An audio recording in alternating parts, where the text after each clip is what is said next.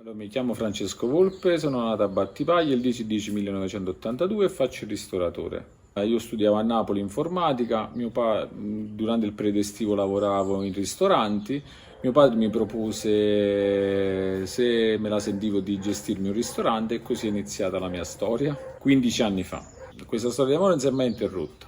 Allora, descriverei la mia cucina tradizionale, eh, innovativa e tradizionale innovativa, perché abbiamo preso piatti della tradizione cilentana e li abbiamo trasformati in piatti un po' più innovativi. Nella mia cucina non devono mancare mai il sugo cilentano, il formaggio caprino cilentano e l'olio extravergine del Cilento. A parte perché siamo produttori, quindi abbiamo l'azienda agricola di famiglia che lo produciamo, e poi per i suoi valori e benefici che apporta alla dieta mediterranea.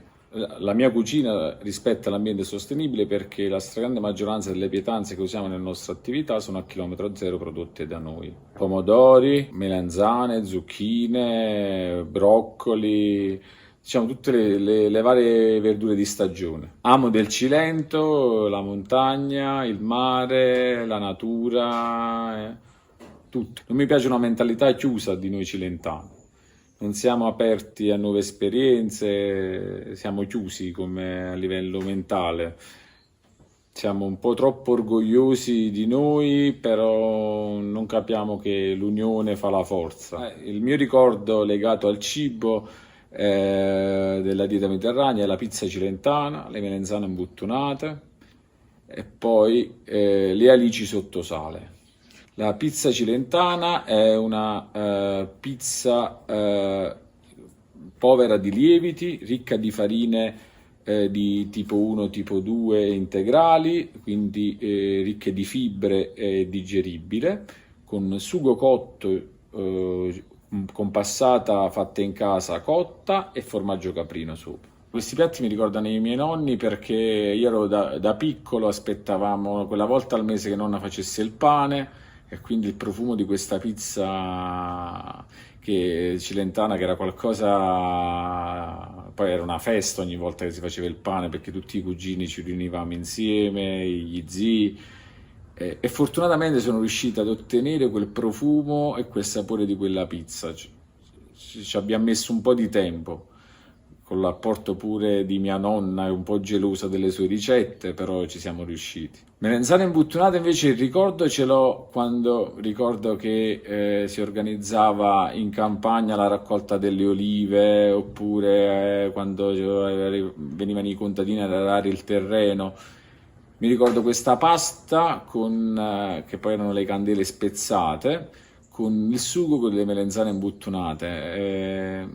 Descrivere quel sapore è qualcosa di impressionante.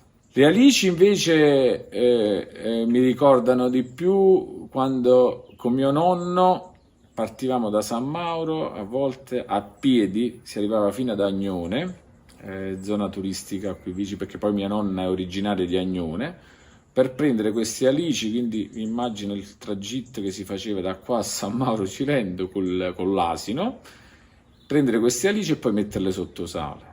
Per me il pane è accompagnamento, a parte, ecco, pure nelle melanzane imbuttunate lo utilizziamo come ingrediente, quindi il pane raffermo, quindi il pane del giorno prima, poi il pane fa parte comunque della vita quotidiana, perché poi i sughi cilentani si deve fare la scarpetta e quindi c'è necessità per forza del pane, quindi.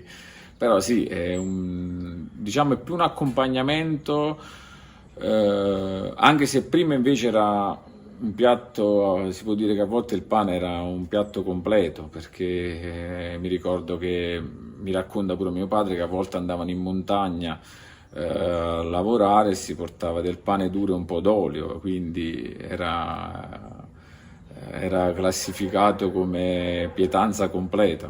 Per me la dieta mediterranea è uno stile di vita, tutto rapportato a ciò che si mangia, sul lavoro che ognuno poi fa nella vita quotidiana, che in realtà così era pure prima, rispetto alle differenze tra chi lavorava nei campi, chi andava in montagna, chi andava a mare, chi andava a pescare, quindi è proprio uno stile di vita.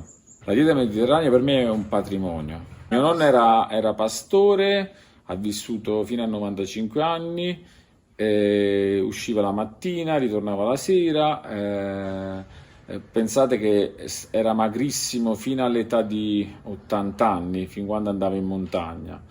Poi per un piccolo problema suo salutare, il dottore gli disse di riposarsi un po', l'ho presa la lettera, è stato a casa, ha preso forse 30 kg, e quindi è là che io ho capito la dieta mediterranea, qual era perché era legato a uno stile di vita, perché lui mangiava le stesse cose, lui non ha mai comprato niente, mangiava tutto ciò che produceva dei campi dal suo orto che poi coltivava mia nonna, vino a volontà sia a pranzo che a cena, pane a volontà sia a pranzo che a cena, verdure, carne di maiale, diciamo, insaccati che producevano stesso loro dall'allevamento di maiali.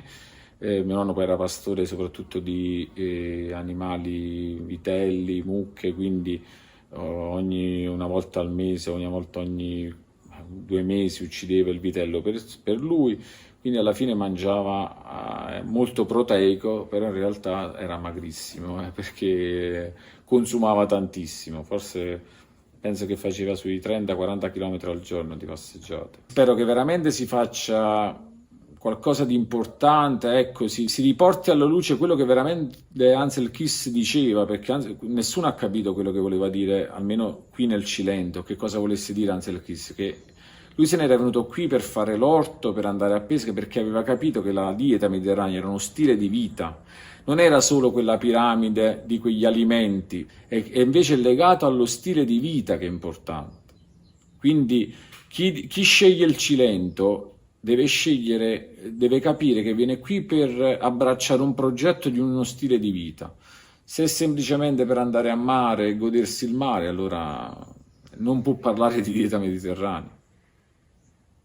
Ci vorrebbe proprio una scuola di dieta mediterranea, ma una scuola è un peccato, perché noi abbiamo degli istituti alberghieri che devono formare i ragazzi proprio su questo. Invece poi può darsi che sono i ragazzi che non vogliono apprenderlo, le scuole lo fanno, io non posso giudicare su questo punto di vista perché non le frequento, quindi non lo so. Però deve essere importante questo concetto qua. Se rimaniamo sempre col mangiare, sì, io magari sarò bravo a fare le melanzane imbuttunate, come me ci saranno altri miei colleghi che le sapranno fare, come la pizza cilentana, però rimane sempre, ecco, la pizza cilentana e la melanzana imbuttunata, non rimane la dieta mediterranea. Il Cilento era pure fichi, fichi ce ne stanno pochissimi, perché si è passato a togliere e stirpare le piante di fichi e piantare olivo. Però l'olivo era semplicemente un contorno, cioè ognuno produceva un po' di olio per sé, per il fabbisogno della famiglia. Non era un commercio come è oggi. Oggi la stragrande maggioranza, si può dire che il Cilento, secondo me, tra i prodotti che si producono di più è proprio l'olio. Olio e vino, perché sono nate un sacco di aziende vinicole. Allora, i vitigni cilentani ne trovavamo pure qualche, avevamo sotto una pianta di fichi, lo chiamavano pere palumbo e l'aglianicone, che poi non ha niente a che vedere con l'aglianico che abbiamo importato qui, ma una tipologia ha un grappolo con gli acidi molto piccoli, produce meno vino. Però sono delle piante che mio padre si accorse che, pur non facendo nessun trattamento vicino, la pianta reggeva tranquillamente alle temperature, alle intemperie, al caldo, senza avere nessun tipo di malattia. Abbiamo cercato di fare gli innesti di questo tipo di vitigno e stiamo aspettando che sono pronti per poi poterli innestare sulle vigne che abbiamo qui. Nel mio ristorante offro una tipologia di vini locali, di aziende agricole limitrofe, produciamo pure noi dell'aglianico e del primitivo e in più io, siccome faccio una cucina anche innovativa, comunque soprattutto su base di carne, ho dovuto abbinare pure vini del nord, soprattutto del Trentino, del Toscani. Io preferisco il vino per 100 anni. Se dovessi scegliere tra una birra e un bicchiere di vino, sceglierò sempre un bicchiere di vino, sempre rosso. Per me il vino è rosso, quindi Io sono riuscito a trovare dei vini da abbinare pure sul pesce, perché noi facciamo pure una piccola cucina di mare, e ho trovato dei vini da abbinare sul pesce, non ho avuto mai nessun problema con un cliente, perché io preferisco il rosso. Sarà perché se ne bevi di più non ti dà la testa, sarà perché mi sveglio meglio la mattina, il bianco io lo odio proprio come... Non è che non lo bevo, però se dovessi scegliere sempre rosso. Ma in realtà il Cilento era agricoltura e pastorizia, cioè è il mare giù, perché queste erano le tre tipologie di lavoro che si facevano qua. Cioè la stragrande maggioranza a San Mauro tutti coltivavano il terreno. Oggi i terreni sono incolti. Quello è il problema della rete, perché la rete fa sì che piccoli produttori mettono sul mercato un buon prodotto e riescono ad andare pure fuori da questo territorio. È normale, il piccolo produttore che ti produce 50 quintali d'olio, se deve creare la rete vendita all'estero oppure pure a livello italiano, i costi sono talmente esosi che non ce la fa. Mi ricordo che allora, per mia nonna non esiste il mal di testa che poteva essere un'emicrania, era legato tutto al malocchio, cioè qualche persona ti aveva preso d'occhio. Per loro il malocchio non era legato solo a un'invidia, poteva essere pure che qualcuno ti faceva talmente tanti apprezzamenti che quel forte apprezzamento potesse portarti il mal di testa. E ricordo che mia nonna, per farmi capire che avessi il malocchio, metteva in un piatto dell'acqua e poi ci faceva cadere una goccia d'olio. In base all'ampiezza della goccia, capiva l'entità del malocchio, se era forte, poi riusciva a distinguere se era maschio, se era femmina.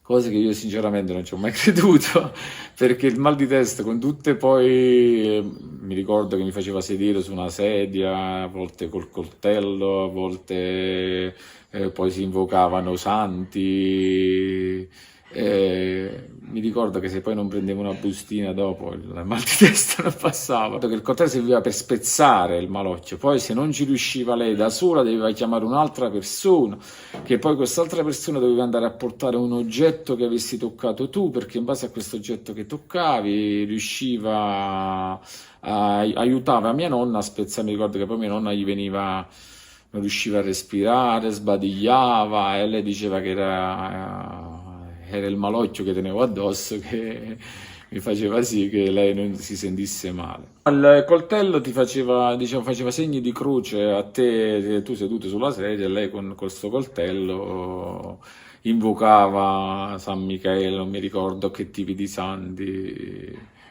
e quindi secondo lei spezzava il malocchio e ti doveva passare il mal di testa.